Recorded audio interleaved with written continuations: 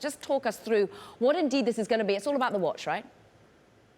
All about the watch, all about healthcare, all about glucose tracking. Really the holy grail for a smartwatch to be able to tell you all of your health metrics. And one of the most important health metrics, as we all know, is blood sugar or blood glucose monitoring. You want to know how much glucose is in your body because that's an indicator of prediabetes or type 2 diabetes or other health conditions.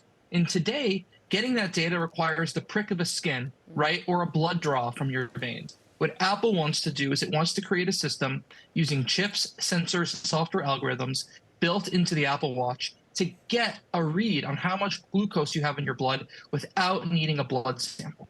Okay, everyone that views this show wants to understand the innovation, the actual technology behind this. What is new? How is this different from what's already on the market? Well, two terms I'll give you. One, optical spectroscopy, right? And the other, silicon photonics. Those are some pretty hardcore types of technologies that Apple is working on to make this happen, right? This means that the technology will use a chip that can output light or lasers, right, into your skin and read how much glucose is in your what's known as interstitial fluid. That's the fluid that comes out of your blood capillaries, and everyone has that fluid across their body. And it could use lasers, it shoots through your skin, and then it has sensors that could read, right, the concentration of light in your skin to know how much glucose is there in order to get that reading. Our innovation hit right there for us, Mark. Interesting, JP Morgan saying for now this isn't a threat to device makers. But what about the people behind this, Mark? Who's building it?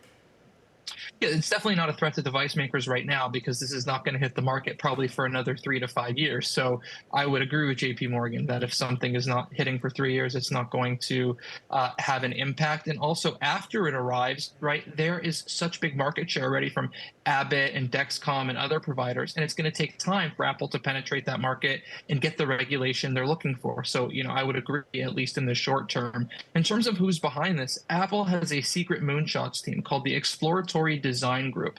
And this is the team developing this moonshot along with other projects, as well as Apple's health team and hardware engineering and software engineering teams.